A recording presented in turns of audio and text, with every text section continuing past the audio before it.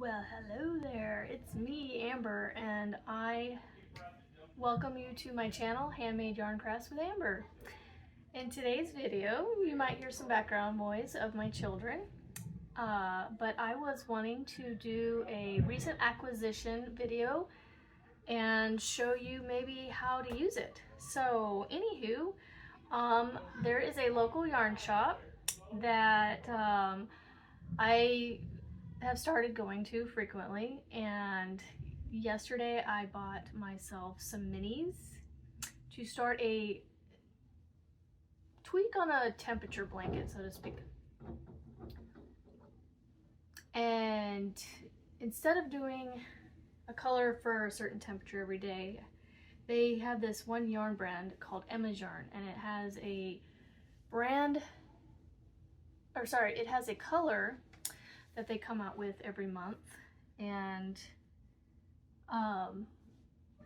they name the month color May whatever, 23 or 24 or whatever. So I decided and it's a DK yarn, so I decided I'm going to run it with another yarn so that way it's not as thin or as tiny.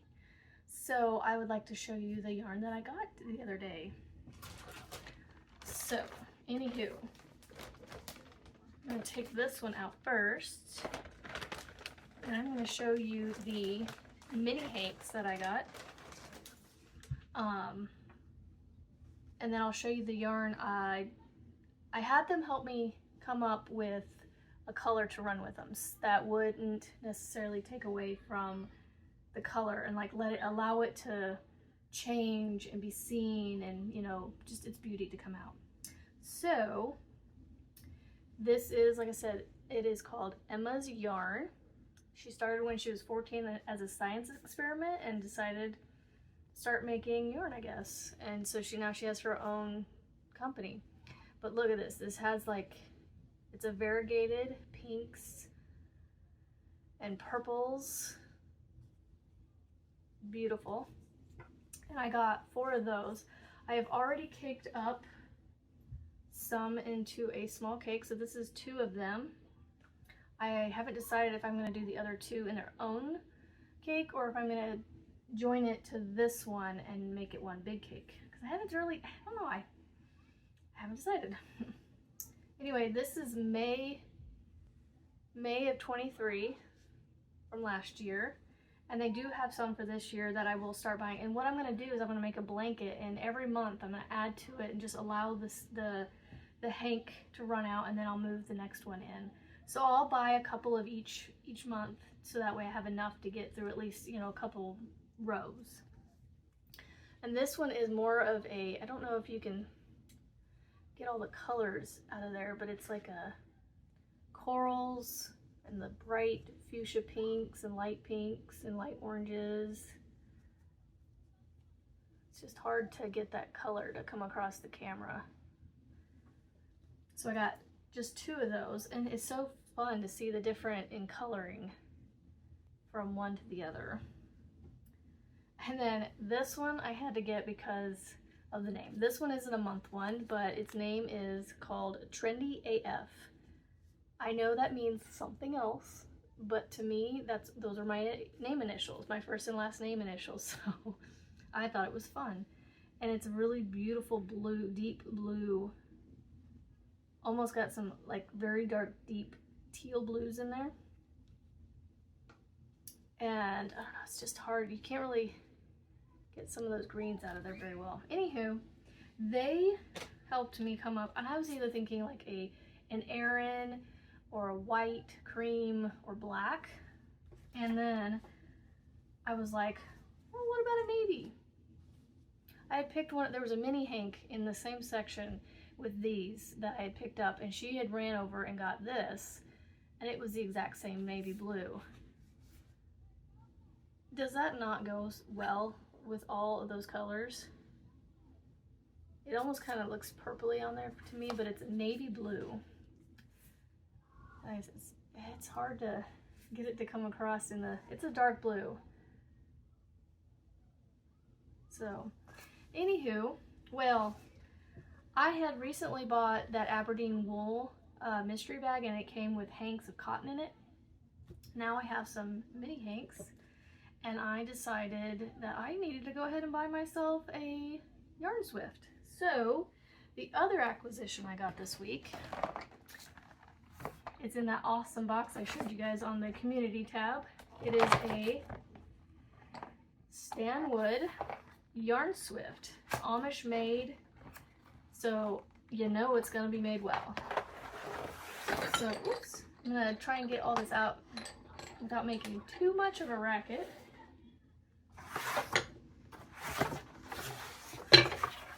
It is all, I'm assuming, feels pretty, solid to me. It's got some weight to it, but these are solid wood right here. So it comes with, oops, these two legs that you cross each other with,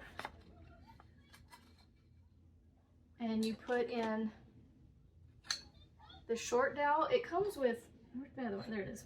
It comes with 4 long dowels and a short dowel, and you put the short one in there.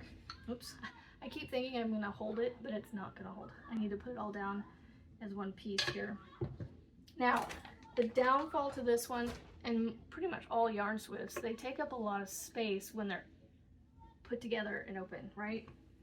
So my desk has a lot of stuff on it, but I've tried to push things away in hopes that maybe we can get this to work without any issues. So instead of caking up these, I think, no, actually, you know what?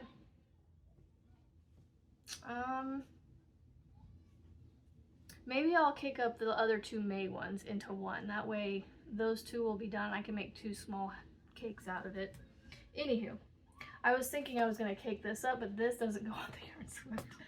It can go on my Yarn Genie that's sitting right here, and I can wind it from that. Because yes, I could do a center pull out of this, but I feel like actually I might just leave it in here and do a center pull. That's just how it is in my brain. I just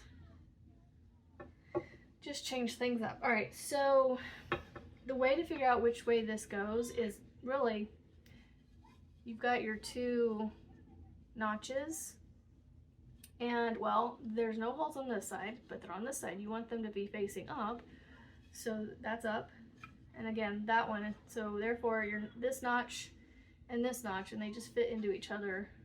I'm trying to do this without looking like that and make a little plus sign out of it. The other cool thing about this is on, let me put one of these down so I'm not like knocking anything over. So if you look closely right here, you've got measurements. So it tells you how wide, I'm assuming how wide, how wide your hank is, basically. So this one goes on here, the one that has the notch that goes up, it goes down first. And then this one will cross over the top of it. And you can put them both at the same time if you wanted to. Now, I'm going to scooch back a little bit and see if I have enough room. So, where I'm sitting, it's not hitting anything at the moment. So, we are just gonna put it like that. Now, I know from earlier when I caked up this that I started out in the 3rd one from the inside. I actually had to move them all out to the 4th one. So I'm going to go ahead and move them, or go ahead and put them in the 4th one. Some of these holes are a little tight, so when I go to pull the dowels out, I have to kind of wiggle it out. Some of them I don't. But you know what? When it comes to handmade wooden items, and it's Amish made, I mean, I'm not complaining. So there we go. I'm all ready to go. I got all my dowels in all my spots. I'm going to pull off my tag, and I have to say it's the first time I've actually unwound one of these. It was a little nerve-wracking because I was like, I don't want to make a mess. So I opened it up, found my hole over here. I open it up like this. Make sure I'm not twisted. And I will start putting it around the dowels. I know you can't really see me doing this, but I'm trying to adjust you a little bit here. Sorry about for the shake. Oh, I'm in the way. So it's nice, not tight, but it's on there nice and, you know, tight-ish, but without stretching it, you know, too far. It's still got some give. And then what I'm going to do is I'm going to go around, and there's these little pieces that are tied that keep it from unraveling, I guess. I've never really seen these before, so I don't know what the purpose of them are. So if you are hand dyer and you know what these are, or you don't hand dye and you know what these are, let me know. Okay, so I'm gonna pull this out of here. So it's just a little piece. I can spin it around, and one of them has both ends, actually, and I think it's this one right here, has both ends tied into it. So I just cut it right at the knot, and I just cut the knot off. That way I can pull the piece that's tied on off, and then I have my end ready to go, but I'm all twisted right here, so there we go. I might have some that are a little, and then here's the inside one here. I might have some twistiness, but it'll come off nicely. It's not too thick. All right, and then the next step is going to be Mr. Stanwood ball winder. He's on my spiffy little stool table there. So what I'm gonna do is I'm going to, you know what, I'm gonna adjust this a little bit. So I'm gonna come down, if you can see what I'm doing here. I'm gonna feed it in here, and then it goes through this little extra arm. I know this is a very awkward angle. I can't get it to go in there. Oh. All right, and then of course, I push it down in the little notches on the top of the ball winder. So I'm gonna scoot this back, see if I can't get myself in frame here a little bit better. But anyway, you're gonna watch this anyway. You don't need to watch me or see me. So I need to back out of the way of this, so that way I'm not getting hit by it. But I am gonna keep an eye on this because it does have grippy on the bottom of the feet, but it does kind of slide a little bit. So I'm gonna try and find some weights maybe to put over these legs to hold it down for future projects. But for now, just to show you guys how to do this. So it does already have some tension on it, but I like to hold it so it stays above these arms as it's spinning around. So I'm gonna slowly get started until it gets a little ways. And then you just kind of get going, and it just spins around. And yeah, it's just fun and mesmerizing. So this is cool, guys. Like, I keep finding new things I want to do. So I feel so weird not being with my head cut off. I need to raise my camera up or something so I can get me in it. But for now, there you go. It's the ball winder and the yarn swift. That's all that matters. So we'll get through this one real quick.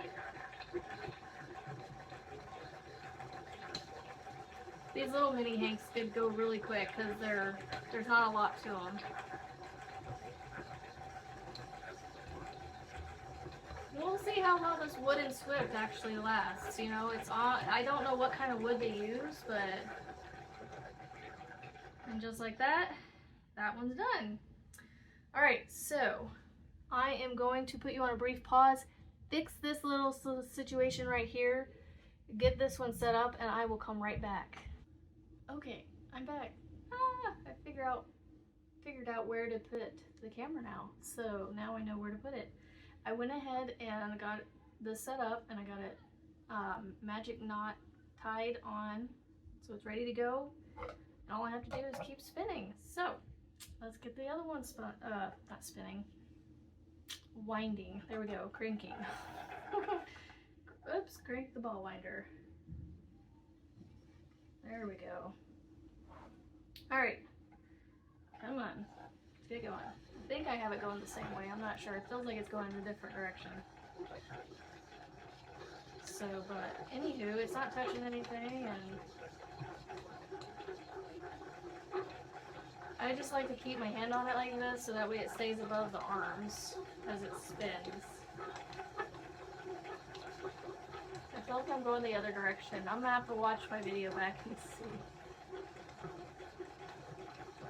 But it doesn't really move around too much. Oops, I'm gonna get a little too close to the bells.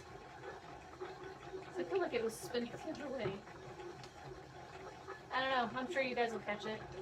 And I will too when I watch this back. So, almost done. Just a couple more turns. So anywho, have you enjoyed this video? I know I have. And just like that, it's done. So I'm gonna pull this one off of here, even though it's super tiny. It likes to, because it's so small, it'll like poof up a little bit, but that's okay. But there you go. They're about the same size. So yeah, I don't know. I may end up putting those two together. I don't know. So what'd you guys think? Is this something I do again?